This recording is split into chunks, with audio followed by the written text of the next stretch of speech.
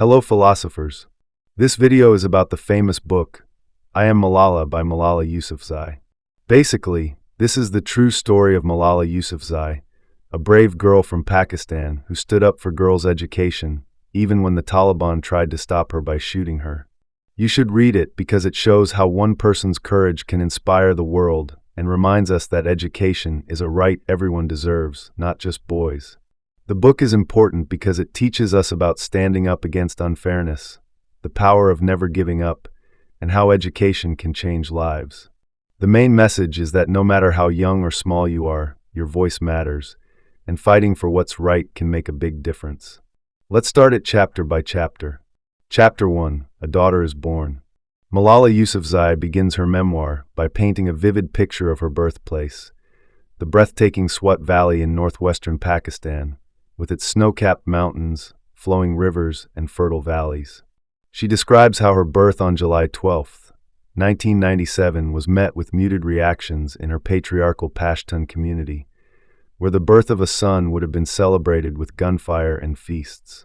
However, her father Ziauddin, a poet and educator, proudly named her after Malala of Maiwand, a 19th-century Afghan heroine who rallied troops against British forces. This opening chapter establishes the foundation of Malala's worldview, shaped by her father's progressive values in a conservative society.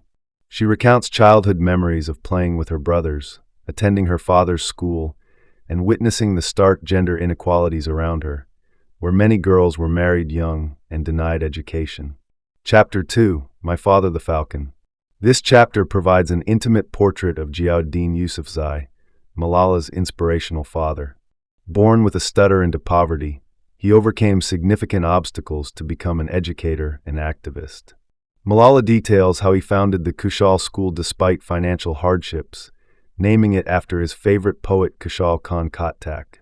She describes his courageous stands against local corruption and extremism, including his public debates with Taliban supporters. The chapter reveals how Ziauddin deliberately raised Malala differently, encouraging her to speak her mind, pursue education, and aspire to leadership. His example planted the seeds for Malala's future activism, showing her that one person could challenge injustice.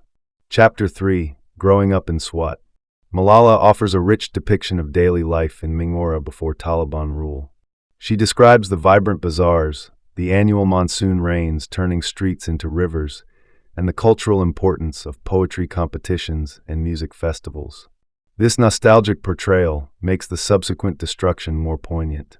She explains the complex social fabric of Swat, the mix of Pashtun traditions, Sufi Islamic practices, and modern influences. The chapter also introduces Malala's early school experiences, her competitive academic nature, and her close friendships. Particularly moving are her descriptions of simple pleasures now lost: chewing sugarcane sticks from street vendors, playing cricket with her brothers, and listening to her mother's folk tales. Chapter 4: The Radio Mullah. The chapter chronicles the gradual encroachment of Taliban influence in Swat Valley starting around 2007. Malala explains how Maulana Fazlullah, Radio Mullah, initially gained followers through his FM radio broadcasts preaching against polio vaccines and immoral Western influences. She details the terrifying progression from conservative sermons to violent edicts, bans on television, music, and dancing, destruction of video shops, threats against barbers, and eventually attacks on girls' schools. Malala provides eyewitness accounts of the psychological terror tactics used: public executions in Green Square, floggings of alleged criminals, and night letters threatening families. The chapter captures how ordinary life became fraught with danger as extremist ideology took hold. Chapter 5: Diary of a Pakistani Schoolgirl. This pivotal chapter covers Malala's anonymous BBC Urdu blog from January-March 2009, written under the pseudonym Gul Makai when she was just 11 years old. She shares excerpts from her diary entries that chronicle the Taliban's increasing restrictions, the ban on girls' education, school closures, and the climate of fear. Particularly powerful are her descriptions of attending secret classes, the constant anxiety about Taliban checkpoints, and her conflicted feelings about wearing the burqa.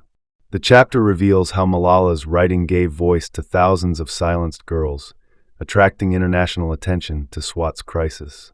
It also shows her emerging political awareness as she processes the military operations against the Taliban and her family's displacement as internally displaced persons, IDPs. Chapter 6: The Valley of Sorrows. Malala documents the full-scale military conflict in Swat during 2009 to 2010. She describes the Pakistan Army's operations against Taliban strongholds, the resulting civilian casualties, and the massive refugee crisis. The chapter includes harrowing accounts of airstrikes, curfews, and food shortages. Malala poignantly writes about returning to a devastated Mingora, seeing her school damaged, friends' homes destroyed, and the once vibrant city turned into a ghost town. Despite the trauma, she emphasizes the resilience of Swati people and her determination to continue education. The chapter ends with Malala becoming more publicly vocal, giving interviews and speeches about girls' rights, which attracts both admiration and Taliban threats. Chapter 7: The Attack on My Life. In this climactic chapter, Malala reconstructs the events of October 9, 2012 in chilling detail. She describes an ordinary school morning, chatting with friends on the bus, worrying about exams, when Taliban gunmen stopped the vehicle and shot her in the head at point-blank range. The narrative then shifts to the perspective of witnesses and family members during the chaotic aftermath.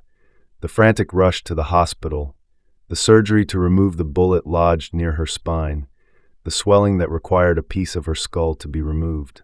Malala includes medical details that underscore the miracle of her survival, how the bullet's trajectory narrowly missed vital brain areas. The chapter captures the global outpouring of support that turned this local tragedy into an international movement. Chapter 8: A Second Life. This chapter chronicles Malala's long recovery in Birmingham, England, where she was airlifted for specialized care. She describes waking up in a foreign hospital confused and in pain, unable to speak properly due to facial nerve damage. The narrative captures her gradual physical rehabilitation and the emotional challenges of adjusting to a new country, missing home, worrying about her friends in Swat, and processing her new identity as a global symbol. She reflects on media coverage of her story, the death threats that prevent her family from returning to Pakistan, and her determination to continue activism.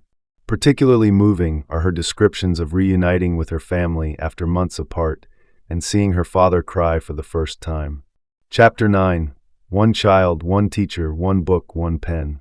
The final chapters document Malala's transformation into a global education advocate.